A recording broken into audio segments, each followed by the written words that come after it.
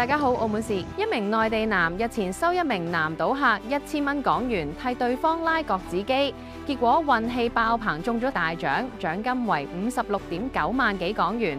但係有人見財忘義，領取獎金之後唔肯交還並逃走。南島客報警求助，事發喺11月7號晚上8點。案中事主為一名內地中年南島客，佢同朋友介紹認識嘅35歲內地男唐某，一同到本澳某娛樂場。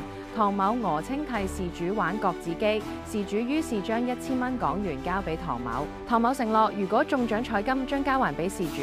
結果唐某運氣極順，喺其中一部角子機中咗大獎，獎金為569149港元。兩人一同領取獎金後，唐某帶住獎金伺機逃離現場。